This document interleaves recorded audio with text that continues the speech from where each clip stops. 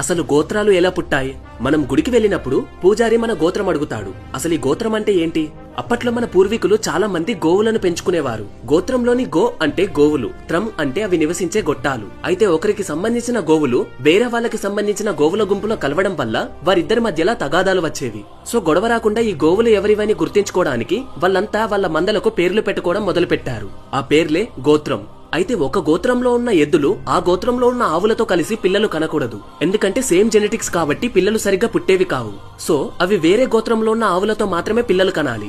ఇక ఆ తర్వాత ఈ ఆవుల గోత్రాలే మనుషులు కూడా పాటించడం మొదలు పెట్టారు. అండ్ ఇక్కడ కూడా సేమ్ రూల్. ఒక గోత్రంలో ఉన్న అబ్బాయి సేమ్ గోత్రం ఉన్న అమ్మాయిని పెళ్లి చేసుకోకూడదు. బట్ రాను రాను మన వాళ్ళంతా క్యాస్ట్లు క్రియేట్ చేసుకుని ఆ క్యాస్ట్ అంతటికి ఒకే గోత్రం పేరు పెట్టుకుని తిరిగి ఆ గోత్రం వాళ్ళనే పెళ్లి చేసుకోవడం మొదలు పెట్టారు. కానీ ఋగ్వేదం ప్రకారం అమ్మాయి అబ్బాయి గోత్రాలు వేరువేరుగా ఉండాలి. బట్ ఇప్పుడు చూస్తే అలా అవ్వట్లేదు. ఒకవేళ ఇప్పుడు గనక ఒక గోత్రం గల అబ్బాయి వేరే గోత్రం అమ్మాయిని పెళ్లి చేసుకుంటే అది ఇంటర్ క్యాస్ట్ మ్యారేజ్ అవుతుంది.